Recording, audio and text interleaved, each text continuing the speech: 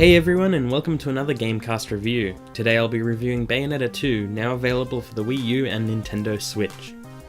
The character action genre has slowly been fading into obscurity lately. PlatinumGames have been trying to keep the genre alive and kicking with titles like Bayonetta, Metal Gear Rising, and Nier Automata. The former in particular paired some incredibly fluid combat that rewarded precision and wackiness. Bayonetta 2 was released on the Wii U a couple of years ago to a much smaller but very dedicated audience. It's unfortunate because Bayonetta 2 was and still is one of the best character action games ever made. Now that it's on Switch, it's presented to a mostly new audience and a new opportunity for the franchise to grow. Much like other character action games, Bayonetta 2's levels are an intertwining mix of different combat rooms, collectibles, and linear paths that lead to a boss fight or new area. It's a simple formula that has always worked for the genre. Bayonetta 2 likes to throw in some bigger environments and even more secrets than its predecessor, which is also nice. But really, it's all about how quickly you can reach the next battle, as it's in combat that the series shines brightest. Bayonetta usually arms herself in pairs. She'll start with dual handguns on both her hands and heels, which is both her most traditional and silliest weapon set, except maybe the chainsaws. Anyway, you can equip Bayonetta with all sorts of wacky and effective weapons. One button controls her hands while the other controls her legs. Alternating and pausing her strikes will lead to more complex combos that all end in beautiful Wicked Weave flourishes that deal heavy damage. Trying out different weapon combinations can yield new, more devastating combos, and it's a lot of fun to mix and match the wackiest stuff you find. New to the series is your Climax mode. This is a temporary power buff that gives all of Bayonetta's strikes Wicked Weave effects, and gives the final hit in the combo a much bigger punch as Bayonetta summons one of her partnered demons to dish out damage. Pair this with the series staple Witch Time, which rewards a well-timed dodge with a brief window to counterattack, and you have probably the smoothest character action game ever developed. It also helps that now the game runs close to 60 frames per second, which makes an already fluid game even better. Without spoiling too much, I will talk about the set-piece battles in the game. At practically every moment in Bayonetta 2, it's trying to one-up itself.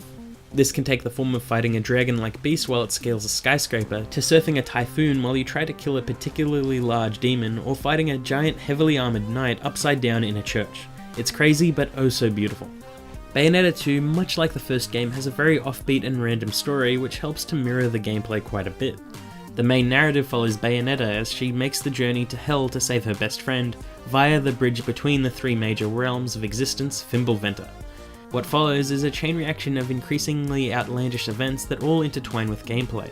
One moment Bayonetta will be battling divine beings in a town square, and the next she'll be flung about throughout the city bouncing off the ruptured streets as she battles an even larger beast. The story does have its moments, and the sequences involving Bayonetta's past and the mysterious Lumen Sage tend to ground the series and give the player some sort of emotional investment. But if you want to ignore all that, then it's just one long rollercoaster of non-stop action.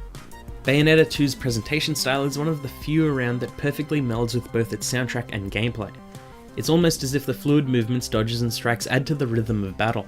Everything is expertly animated, and the sheer number of alternate combinations of weapons and strikes and how that will affect your Climax mode is just incredible. Pair that with the unlockable Nintendo outfits, each with their own gameplay quirks, and you have a truly special experience.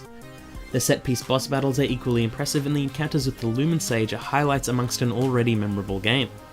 These battles usually involve giant demons and angels battling out in the background in response to how well you're actually performing in a battle. It's a really nice touch, even if it can be a bit distracting. Which also brings me to one of Bayonetta's weaker points.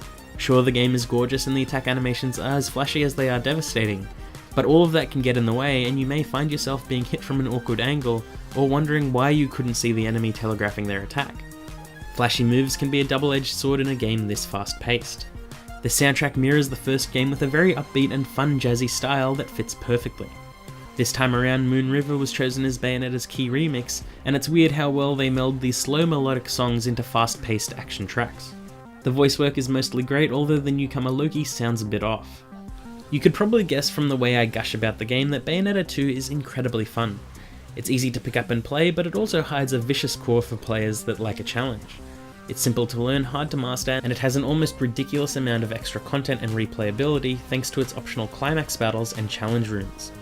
It was an incredible game then, and it's still just as good now. It also helps that early copies of the game come with a download code for the first game too, and the Switch will also be getting the third game, which makes getting into the franchise incredibly easy now. It's great to see one of my favourite games and genres on one of my favourite consoles, and I'm eager to play even more. Because of that, Bayonetta 2 on Switch is definitely a must-buy, especially if you like the Devil May Cry franchise or played the first game but didn't want to buy a Wii U. Thanks for watching, I hope you enjoyed that video. Please don't forget to like and subscribe, and if you'd like to see more from me, you can find me right here as part of the review team or over at Arisen Culture. Until next time, bye!